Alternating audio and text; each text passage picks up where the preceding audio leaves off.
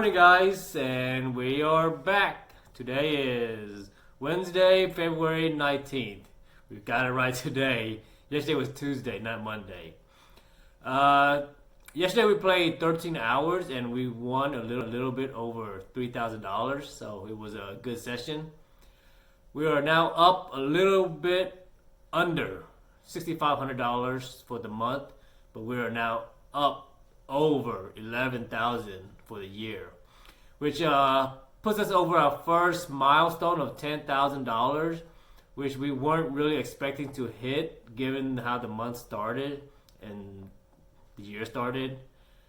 We didn't expect to hit this early, but we did, so it's nice. So there weren't that many tough spots yesterday. The lineup wasn't very tough. It was just it was kind of printing money, you could say, last night. So the cool hand of the night. We'll just go with everybody has an effective stack of $500. I am the hero. I am under the gun, and then in middle position we have a you could say he looks like a competent player, but I've never seen him before. So we'll call him Nui. And then in the small blind we just have a regular tight fish. And then in the big blind is the player we're having fun with. He plays there a lot. And if you look at him, he could probably break your bones just by the way he looks. But really nice guy. So I told him I'll call him a mercenary if he ever shows up on the video. So mercenary is in the big blind as well. So it comes to me. I have 6 of diamond, 4 of diamonds, and I limp. So these are the kinds of hands that I personally limp under the gun. I have a wide limping range because I have a big edge post flop, so I'm not that much concerned with position. I'm more concerned with equity. But this is the kind of hand that you don't want to raise and build a pot. It's more of a hand that I'd rather play to try to steal pots with, like where uncontested pots. And these also play well in multi-way, small size pots. So then I limp, and it comes to Nui in middle position 2, who raises to $25, and is fold to the small blind and big blind who calls, and then I call. So at this point we don't have any new information, right? Except everything's standard so far. So we go to a flop with $100, and the flop comes Queen 10-9 with 2 spades, and he gets checked to Nui, who also checks. So a Queen 10-9 spade hits a lot of calling ranges because of a lot of pair plays, gut shots, a lot of flush draws. So when he checks here, we can pretty much discount a lot of pretty much anything that has the middle ranges, like anything between 8 through king, because anything that contains 2 cards that have 8 through king, we'll probably bet here. So we can put him on well, the other thing is he could be going for pot control with like maybe a 10 jack and doesn't want to get check raised. But I think I've been paying to his style, and his style is that he will c-bet this board and not pot control, and he will c-bet and then try to take it down and then pot control on the turn in the river. So I don't think this was a check to pot control. I think this was a check to give up. So then I put him on the range of pocket pairs and ace X suited. So we can pretty much discount him from this hand now. And then the turn comes the 7 of diamond, which gives us the backdoor diamond draw, and the sucker gut shot straight draw. Right? So then checks to mercenary, who bets out $65. So decision time. If this was just a naked flush draw with nothing else, then it's pretty much, I'm pretty much folding here, because I could be drawing dead already to I could be drawing just to a bad flush only. My straight's no good, and even the flush could pretty much give me a second best hand if I also get run to a worse flush. So a naked flush draw alone here is probably fold. But the thing here is, I mentioned earlier, is that the way I perceive this is that I have a double flush draw with an open-ended straight draw, because if any diamond comes, any spade comes, any jack comes, any 8 comes, any king comes, and it gets checked to me, I'll probably bluff and take this pot away, because on this board, people like, if they're checking, they're probably checking to try to get the showdown or give up on the turn. And so I don't think that anybody's trapping, and I think that the right card come, I can bluff it. So we go to a river of $295, and the 8 of spade comes. We hit our flush draw. We hit our straight draw. So it gets checked to us, and of course we go without plan, and we go ahead and just shove, because if anybody has a straight here, they might. I could probably get them to fold, because at best they are hoping for a chop, but then the spade draw, and then not only that, but I think it's mainly the spade draw. I was looking at the straight draw, but the spade draw is already there. So if you're a jack here and the $295, and you have to call about a pot size shove to chop, it puts you in a really tough spot. So the only hands that can call me here is the spade draw. And I think a nip fish, given that on this flop, you could say it's a little bit over 50-50, more on the he will side, that he'll probably bet his spade draw here on the turn, because he doesn't want to check call most of the time, because everybody already show weakness, and most of the time, if everybody show weakness and it's your turn to act and you have a draw, your natural reaction is to go ahead and bet your draw and try to take it down. So I don't put him on a spade draw here. He might have a diamond draw. So then we know Mercenary doesn't have a spade draw here, because he checked. So he most likely have a straight maybe, or what I would put is a 2-pair holding. So I think this shove was a profitable shove. It's given to 2 people.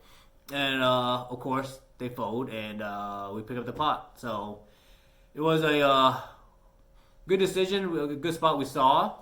And what I want you to take from here is that when there are really coordinated boards and a double flush draw is possible on the turn, if you can find a good spot, it's a good spot to take away and steal on the river, because if you play for the flush and one flush and the other flush hits, you could still represent it and get away with it a lot of times, because people are left guessing at this point. There's no information here. It's just which flush draw did you have, and did you hit it or did you miss it, and it's a guessing game. And most people don't like to guess, and they'll just go ahead and fold. So that was the hand history of the day. Looks like we are off to a good start for the week, and let's hit the gym, back to our regular schedule, and then I'll see you in a bit.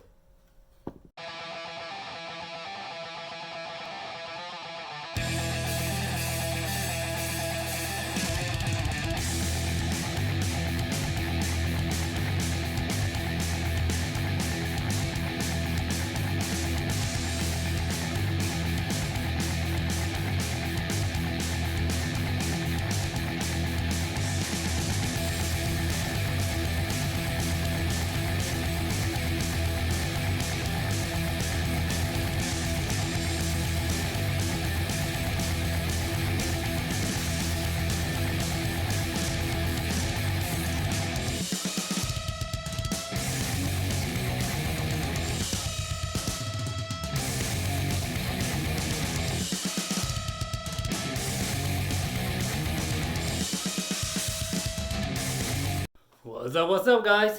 So we are back for our contemplation part before we head out. Yesterday I ran to the same poker dealer, and I asked him what else did he want me to talk about, and he asked me to talk about patience and discipline. So that's actually a great topic, because they both go hand in hand. So we'll talk about patience today, and then we'll tie it in with discipline tomorrow.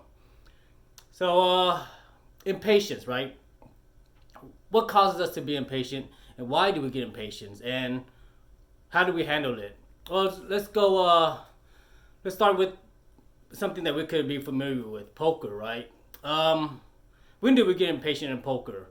Well, when we start losing, and when things don't go our way, we get impatient. But then the question is, why do we get impatient, right? Well, we expect to win, of course. We already talked about this: the expectations versus reality. When there's a gap, then we feel tilted. So when we are impatient, it's because we lack the understanding of the process, right?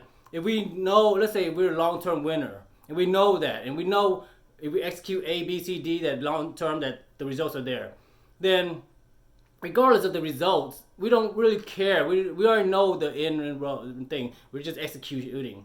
But if we don't know the results and we're just playing, then of course we lack that insight of understanding the complete process. So then we're going by moment. So when we're impatient, what's happening is that we lack the understanding of the entire process, and we're only looking at the bits and pieces. So we don't have that perception of the entirety of reality. So then we get impatient. So let's go back. Let's give this example. If your wife or your significant one is late 15 minutes, if they call you and let you know, well, you're no longer upset, impatient. You already understand the whole thing. You already understand the process. And you already know everything that's going to happen. But what if they didn't tell you, and then they showed up 15 minutes late?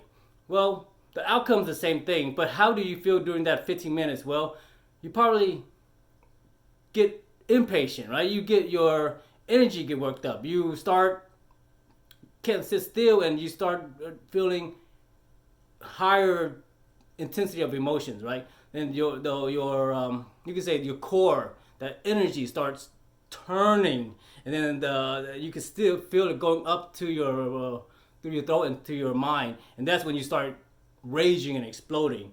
But it is the result of not of anything that's gonna. The reality is the same thing, but it's because you didn't know that she's gonna be late, and now because you don't know, you're anticipating, right? So, and you want to know.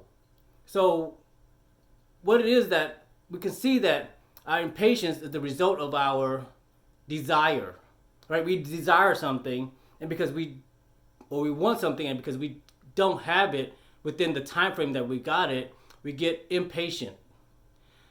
And during that time of impatience, if we look deeper, what happens? Well, if we keep looking at our phone and checking the time, what happens? We become more impatient. What happens if we put it down and we just walk away and we don't think about it anymore? Well, we get less impatient. So we can see that somewhere along the line, impatience is a result of our desires and our thoughts. And then add on to that anticipation, right? When we anticipate something, we wait, and we're expecting it. And the more we anticipate, the more we get impatient. So we can see that desire and anticipation. Anticipation is a fuel for desire. And the more we anticipate, the more we desire something. The less we anticipate it, the less we desire it. So if we can control our ability to anticipate and control our desires, which is the root, then we can control our impatience. But it doesn't just go there, right?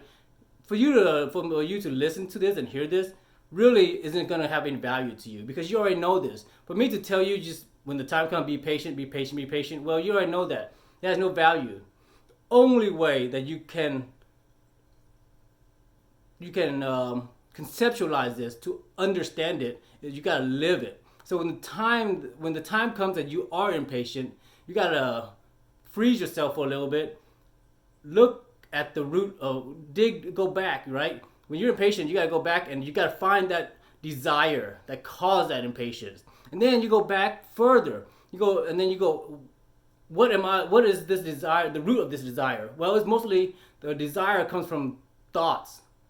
You thought of something, but it goes even deeper than that, right? Your thoughts are the result of your perception. You perceived something, you saw something, something triggered your mind, your emotions, your subconscious, that triggered this desire. You might, just because you didn't know you desired, didn't mean that it didn't get triggered. It just subconsciously got triggered. Maybe you saw a commercial in the background or something, and then you desire something.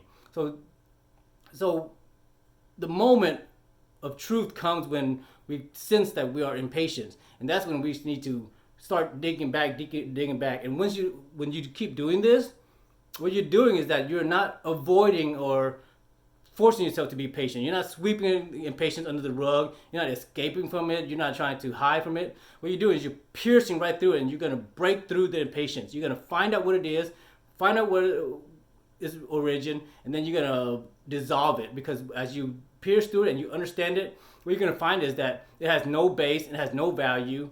It just arose because of your desires and your emotions. And once you see that, and now what happens is that your energy level goes lower. It calms down. And now you're back in balance because you were tilted, right? Your energy level went too high because your impatience. Now it goes back down, and then that's when you start becoming more patient, because now you understand everything, and understanding the process leads to patience. So I hope that was fun. Let's go crush it again today. I think we're gonna do good this week. I will see you tomorrow.